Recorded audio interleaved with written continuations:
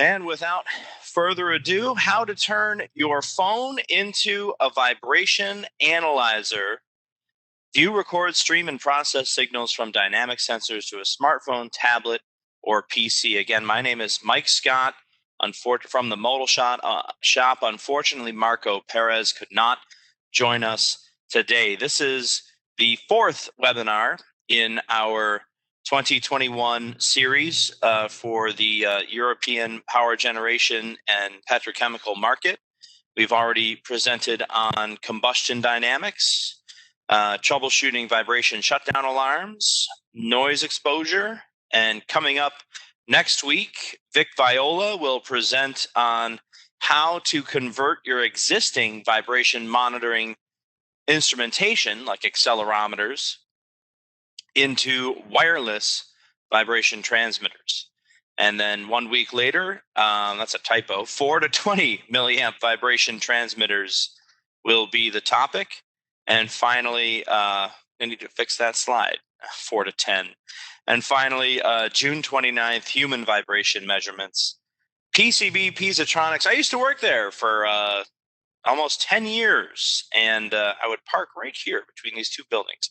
So it is a vertically integrated accelerometer manufacturing and other things, of course, but accelerometers, pressure sensors, force sensors, they're all manufactured here just outside of Buffalo, New York, which is about, I'd say, 45 minutes to 1 hour from Niagara Falls, if you're familiar with one of the 8 wonders of the world.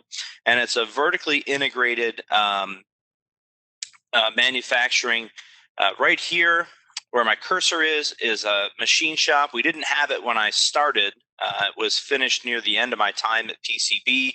It runs 3 shifts, so we're manufacturing the housings and the metallic parts required for accelerometers over here, and then accelerometer assembly occurs in the original building up here.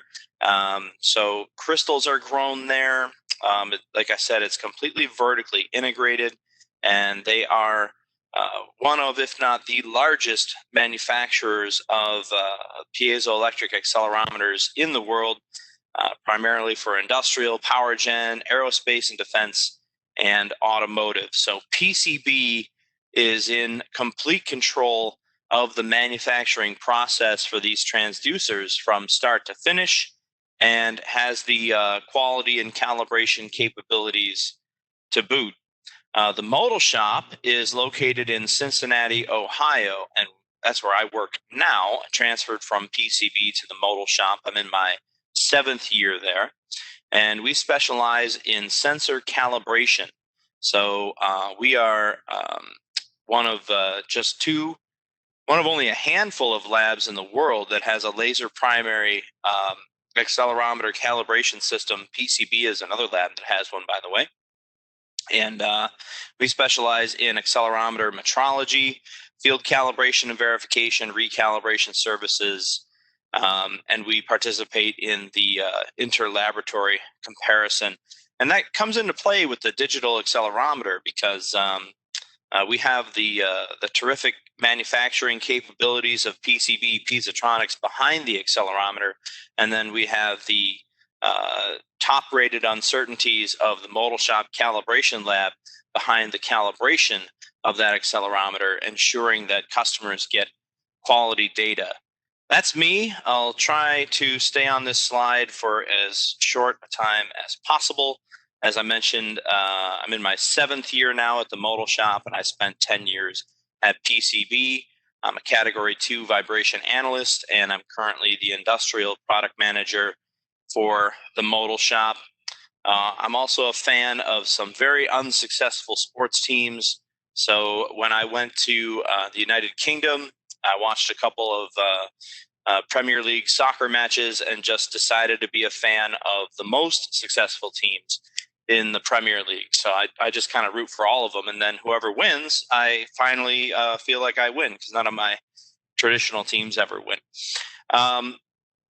Currently, I've been doing this now for 17 years, and we're in the middle of a transformation in the world of vibration, where the industrial Internet of Things and cloud computing and big data processing are changing the way that we use vibration to monitor equipment, especially in the industrial market. We're seeing more and more original equipment manufacturers or OEMs installing permanently mounted accelerometers on their pumps or motors or blowers or whatever they're manufacturing, and shipping these products to customers where data about the health of the machine is automatically sent into the cloud, and customers can get this data from their phone or computer wherever they are. So it's really changing versus, when I started, it was more analog. People maybe didn't do as much with online vibration monitoring and permanent vibration monitoring. There was a lot of route-based predictive maintenance, and there still is. But it's really the digital transformation is really changing how we look at vibration, and we're changing from these old analog handheld vibration meters like you see on the left to digitize information on our could be a work assigned smartphone or personal device, tablets or computers, put onto servers in the cloud, and then we can, of course, share that data and look at it from anywhere. To take a quick step back, for those that are maybe unfamiliar with vibration monitoring in the industrial market, it is the best way to assess the health of critical machinery within the industrial market. There are other ways, of course, to do it, such as thermography, but vibration is the best way to get an assessment of the health of the machine and also to diagnose whatever machine faults may be upcoming so that you can plan for it in your next scheduled outage. Electric motors, bearings, pumps, gas turbines, steam turbines, compressors, all of these assets have vibration monitoring or should have vibration monitoring included so that you can pick up problems like unbalance and misalignment, high frequency bearing faults, gear mesh issues, pump cavitation and resonances and things like that, and properly address them during your next scheduled outage so that you don't have an unscheduled outage due to a catastrophic failure. In this presentation, we'll be talking about the brand new digital accelerometer that we have to offer. It's a plug-and-play sensor with your computer, smartphone, or tablet with a broad frequency range, and it's very easy to share data. And here's a closer look at it. So it's a piezoelectric accelerometer that has an internal analog to digital converter with a high dynamic range, 24-bit internal A to D. It has a built-in calibration sensitivity, and like I mentioned, it's plug and play. It's a rugged transducer. It looks very similar to a traditional industrial accelerometer, with where a traditional industrial accelerometer will have this very similar housing, a 2-pin mil connector or integral cable, and a quarter 28 mounting thread on the bottom. This one in particular has integral cable, and it does have that quarter 28 mounting thread, case isolated, and a stainless steel housing, just like a typical industrial accelerometer. And so these are some of the similarities, like I mentioned. Hermetic, I haven't mentioned just yet. It's a hermetic sensor. Digital wide frequency range from 2 hertz to 8 kilohertz. Ceramic sensing element, shear mode construction, same as a typical accelerometer that would be supplied with, like an Emerson CSI 2140 or an SKF vibration analyzer or an A-dash. Very similar to the sensors that you see with that equipment. It's a precision build, and it's pre-calibrated and adjusted before the hermetic sealing, which is one of my favorite parts about the technology, but it's not really the fun and exciting part of the technology. But for someone like myself who spent 10 years at PCB, it's pretty neat to talk about. So I'll touch on that just a moment from now. Some of the differences between digital and analog. Digital has a limited temperature range, so that's one of the drawbacks to digital, where an analog ICP accelerometer will go to 121 degrees Celsius. Digital is limited to 70 degrees Celsius. A high temp integral ICP accelerometer can go beyond 121 to about 162 degrees Celsius. So that is one of the drawbacks when you're talking about you couldn't leave the digital accelerometer in the dryer section of a paper mill, for example. It would be too hot. There's other spots, of course, in the paper mill that aren't as hot that you could use digital accelerometer, but not specifically in the dryer section. So that's where the traditional designs still have an advantage. We'll talk later about how to take those traditional designs and turn them into a digital sensor. So there's a little foreshadowing on my part. Of course, power scheme's different. ICP versus USB, where the digital accelerometer is plug and play with your computer's USB port. And the limited amplitude range, I put it on the slide because, it is a disadvantage of the digital sensor, but you have to remember that quite often 20 G's peak range, which is the maximum for the digital sensor, is more than enough in an industrial application. And to underscore that, to give you an idea, 20 G's peak is equal to 20 inches per second peak, which I should have done this in metric. Sorry. So that's 1 inch per second is 25 millimeters per second. So if I was any good at math, I could do the math, but it's a crazy amount of vibration. And quite often 20 G's is more than enough in an industrial application. So I mentioned a little bit about how the accelerometer is made. It's a tri-shear design where these are masses around the inner housing, and then there's a ceramic sensing element between the center post and the mass. And you can see it a little bit better here. So we have the preload ring, the mass, the piezoelectric sensing element, and the center post. And when vibration occurs in the vertical direction, a shear force is created against the piezoelectric crystals, and they produce charge output. That charge output is converted into a voltage by the internal operational amplifier, and then converted into a digital signal by the analog to digital signal converter. I also mentioned that the sensors are manufactured to the point where they're almost finished, and then they're pre-calibrated, which I think is really cool. And we don't talk about it often enough. It's also something that PCB does on most of their transducers actually are done that way, but I wanted to highlight the industrial precision accelerometers. We're one of the only companies that does that. And so what happens is the sensor's built, you can kind of make it out on this screen. The sensor's built to the point where it's almost hermetically sealed, and then it's calibrated, just a single point calibration, not a full sweep.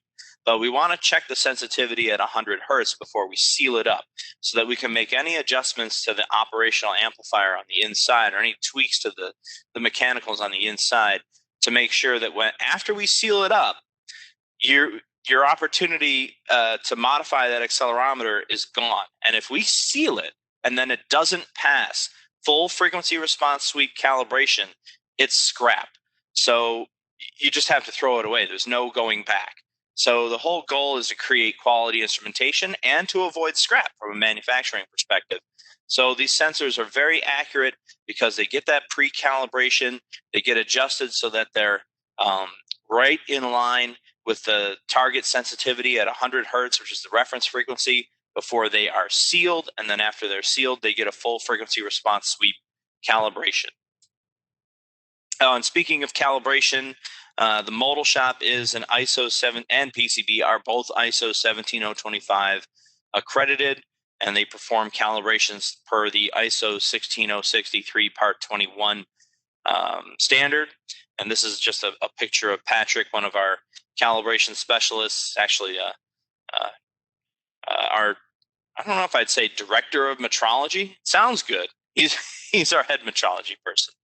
And this is our air bearing shaker, which has the lowest transverse and distortion of any shaker on the market. So with this system here, we produce some of the best uncertainties in the market, really only surpassed by our own laser primary system that's used to calibrate our gold standards or transfer standards. So we do have one more system that you could say is more accurate than the one you see in this picture.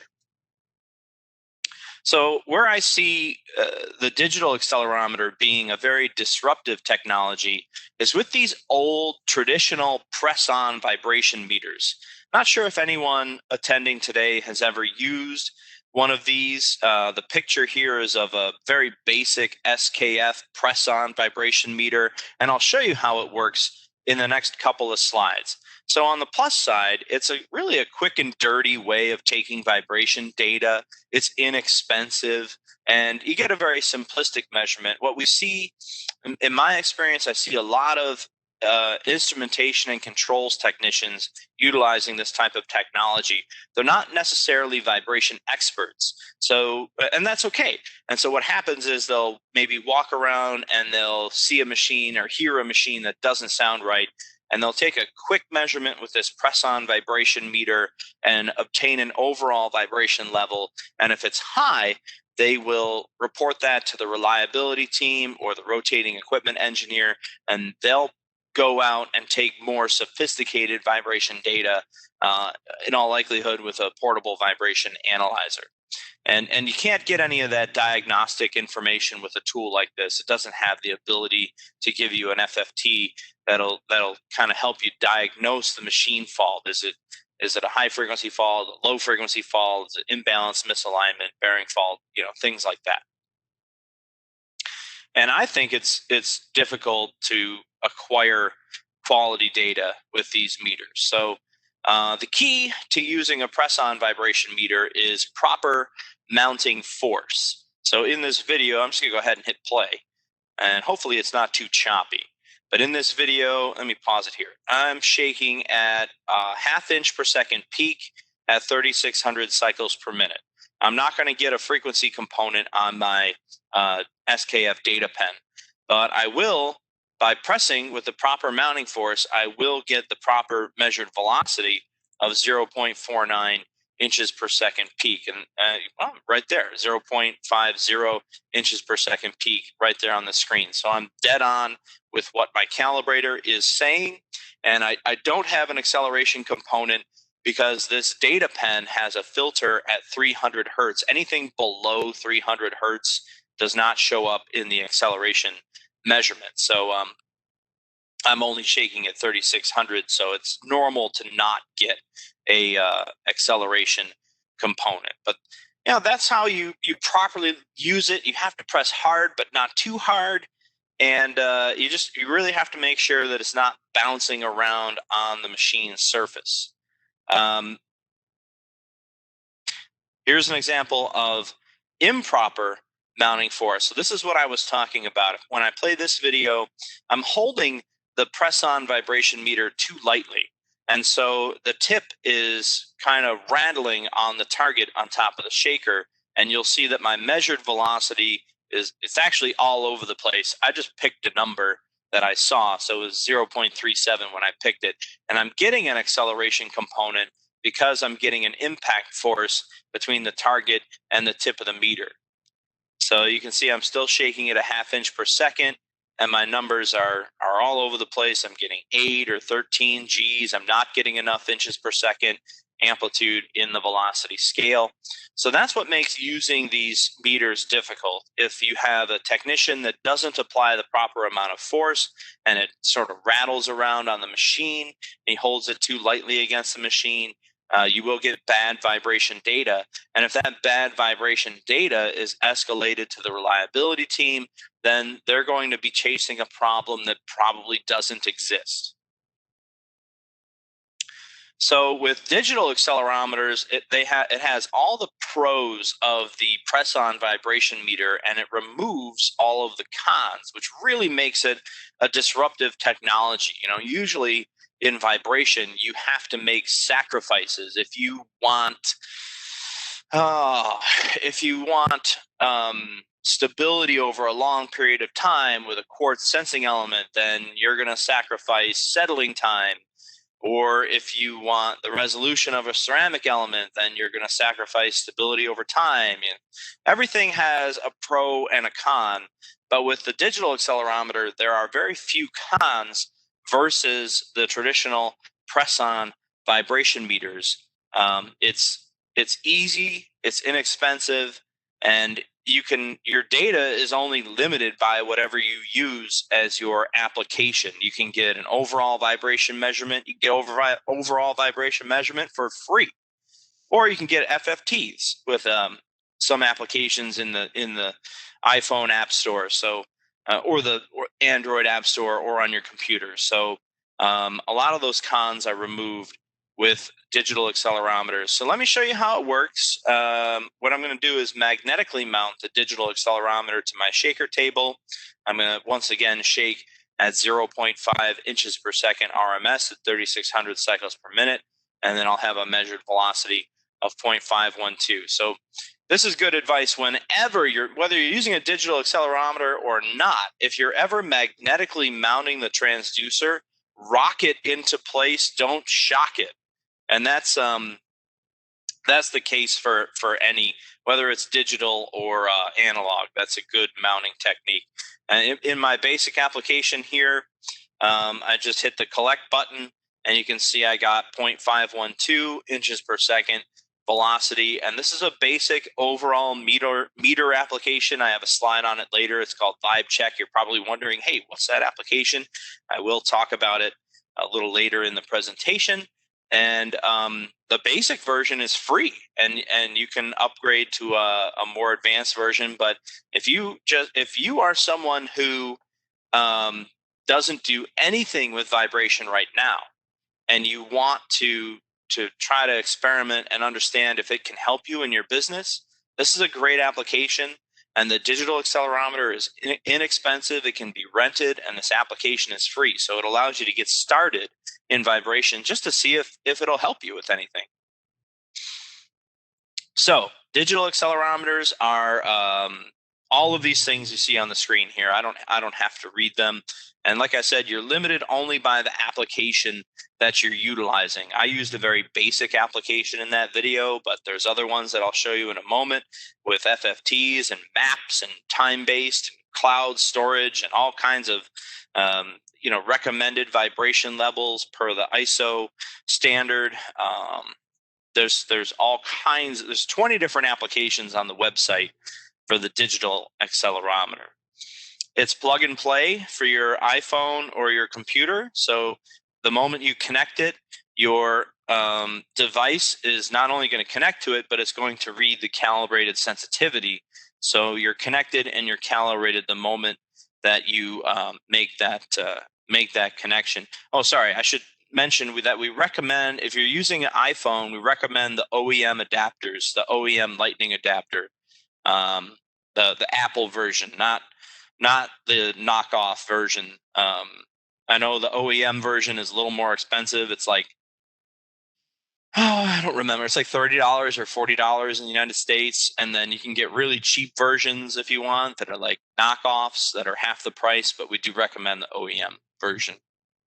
And when I say that you are not only connected, but you're calibrated, the calibrated sensitivity of the digital accelerometer automatically loads into the applications on our website and in the web store that are tailor-made for this accelerometer. And what it's similar to, if you've ever used a portable vibration analyzer, you have the ability in most cases, unless it's locked, to change the sensitivity of the accelerometer that you're using it with. And nobody does that because you'd be changing the sensitivity all the time. So usually they'll leave it at 100. This is 0.1 volts per engineering unit, or 100 millivolts per G for a CSI 2130 or Emerson 2130. And in this example, I'm showing how to change it to 90 millivolts per G if you were to use an accelerometer that had drifted low. Very, very few people ever do that because it just makes things pretty complicated. If you happen to grab another accelerometer, you have to do it again. So most people choose to leave it at 100 millivolts per G. But really, when you connect the digital accelerometer, it's as if the example or the real what you're really doing if you were using analog is what you're really doing is putting that analog sensor on a shaker, measuring the real sensitivity, and making a change to the input sensitivity of your 2130 to give you the best accuracy possible. So that's one of the advantages of the digital accelerometer. I don't know if I explained that super great, but if anyone has a question, they can, of course, ask at the end. Some application highlights here. I'm gonna talk about a few apps that I've used, and this is where I really miss Marco because he's used more apps than me.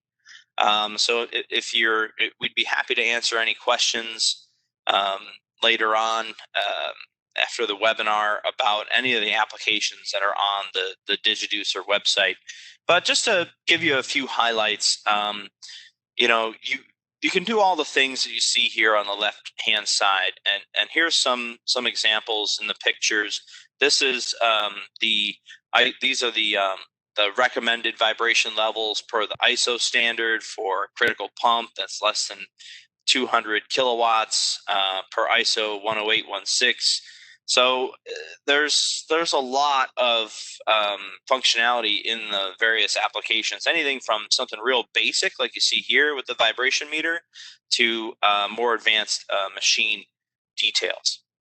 So I've used this one. I'm sorry, I'm not quite at the slide yet where I talk about the ones that I use. So there are, like I said, 20 different optimized applications and counting for the digital accelerometer. They're available on digiducer.com. I have a slide on that in a moment. 10 different apps for the iPhone. And the ones that are coming up are I'm not recommending these apps per se. These are just the ones that I have experience using. But please explore the website if you're interested, and of course ask us for recommendations, and we can point you in the right direction. It can be a little daunting because there's so many apps. So feel free to send us an email or give us a call and tell us what you'd like to do, and we can recommend the best application that'll give you the most functionality for the money spent. Signal Scope is an application. It was the first application. No, it wasn't. It was the second application that I ever used. This is for your iPhone. Again, plug and play, where the calibration data loads automatically. And basically, having used portable vibration analyzers quite a bit over time, I've had a Emerson 2130, 2140, SKF, Rockwell NTech. I've had all of these vibration analyzers in my hand at one point, either troubleshooting with them or just having a chance to play around with them. And this application allows you to do a lot of similar things. It has an oscilloscope, FFT, basic overall vibration levels as well. And then what caught my eye within the FFT, it has the same settings that you might see that you do see on like a 2130 or a 2140, where you can change the window type, from handing to hamming, the flat top, change the resolution, your max frequency of interest, those types of things that are so important before you go out and take vibration measurements, and that's why they cover them at vibration category 1 and category 2 classes, how to set up your analyzer to take quality vibration data. It has all of those same settings that you would see in portable vibration analyzer. This is VibeCheck. This is a real basic application that I used in the video. It just gives you overall measurements in the RMS scale. You might have noticed that I switched from velocity peak to velocity RMS when I was doing the comparison between the press-on vibration meter and the digital accelerometer, because my SKF meter was scaled in inches per second RMS, and my application here only gives you vibration in I meant to say my SKF was scaled in peak, and this app only gives you information in the RMS scale. I think I might have misspoke a moment ago. So I had to switch scales on my shaker table for the purpose of the video. So that was a subtle thing that I didn't point out, but you may have caught it. Anyway, the free version is great, like I mentioned, for people that are just getting started. If you want us to maybe try to understand if vibration can help you in your business and you just want to experiment with something, this will allow you to do it. And a digital accelerometer is not going to cost you a lot of money, and you can even rent the digital accelerometer if you'd like. You know, try it out for a couple of weeks or a month. You can rent it and barely spend anything to try to get started and see if vibration can help you. There are more in-app purchases that provide functionality like FFT. This is the first application that I ever used, ZeetNet's accelerometer tool for my computer. So I went out and I was doing some troubleshooting on a 4-throw recip with my laptop computer and the digital accelerometer. And it has an FFT. For me, you know, being usually working in G's, the only drawback was this vibration was in meters per second at the time. But again, plug and play. It has an oscilloscope. It has a free demo if you want to try it, but then you have to pay for a license for the software. But I was able to get good FFT data in my experience. And this one here, I haven't personally used it. I included a link to the company. It's made by Itinovate. It's always hard for me to say because I feel like there's a letter missing. And it attempts to replicate vibration analyzer OEM software functionality. So data is stored in the cloud. You have routes. You have machinery identification. Well, let me just show you. You have routes and machinery identification here. You have the recommended limits. You have saved routes in the application. You get FFTs. You get your top 10 peaks. I mean, you get a lot of data with this Vibe Cloud application, and then all of that data is stored in the cloud. So you always have access to it. And Vibe Cloud also has a map. If you want to have a map of your assets, trends over time,